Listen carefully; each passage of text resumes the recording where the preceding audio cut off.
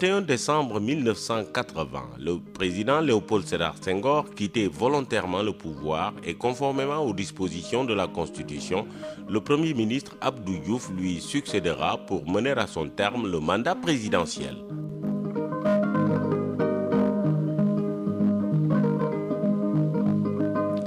Depuis 1976, le président Léopold Sédar Senghor, qui présidait aux destinées du Sénégal depuis l'indépendance acquise en 1960, avait fait modifier les dispositions de la Constitution relatives au remplacement du président de la République en cas de vacance du pouvoir. Et depuis qu'il a pris soin de responsabiliser davantage le Premier ministre Abdou Diouf, nommé en 1970, chaque Sénégalais savait plus ou moins qu'à 70 ans passés, le président poète souhaitait se décharger de la direction de l'État.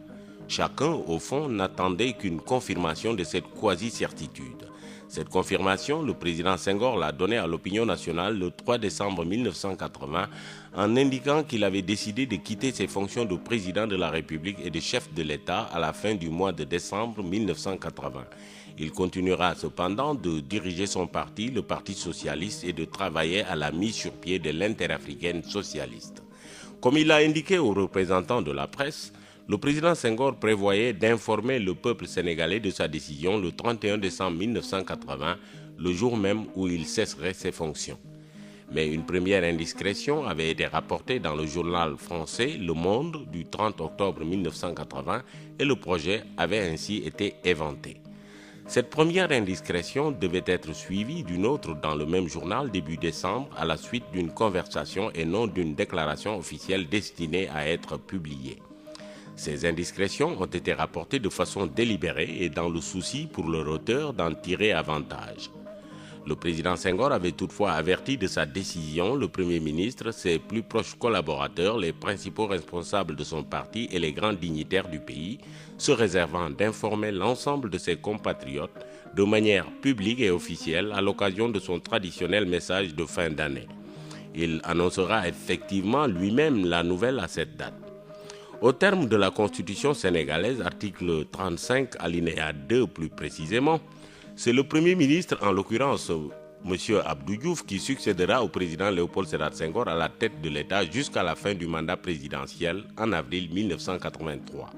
M. Abdou Diouf prendra fonction aussitôt après le retrait du président Senghor qui s'apprête à quitter le Sénégal pour quelques semaines. Léopold Sédar Senghor, qui est à la tête de l'État depuis l'accession de cette ancienne colonie française à la souveraineté internationale en 1960, est le premier chef d'État africain à quitter librement le pouvoir avant le terme de son mandat et après avoir, de façon exemplaire, organisé sa succession. Ce pionnier de la lutte pour l'indépendance, un des pères fondateurs de l'Organisation de l'Unité africaine et un des derniers sages de l'Afrique, laisse un pays remarquablement épargné par les convulsions qui ont marqué l'évolution de la plupart des États africains. Senghor, dont André Marleau disait qu'il tenait entre ses mains périssables le destin de tout un continent, continue d'incarner à la fin de l'année 1980, à 74 ans, la conscience de l'Afrique. Il a construit un État fort, formé un pays stable et une nation confiante en son avenir. Le 31 décembre 1980, le président Senghor a adressé sa lettre de démission de ses fonctions de président de la République au premier président de la Cour suprême, M. Kéba Mbaye.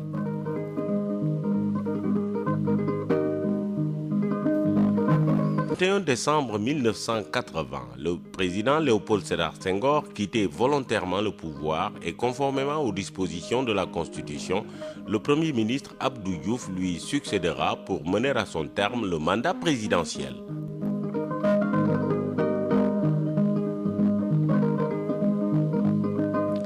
Depuis 1976, le président Léopold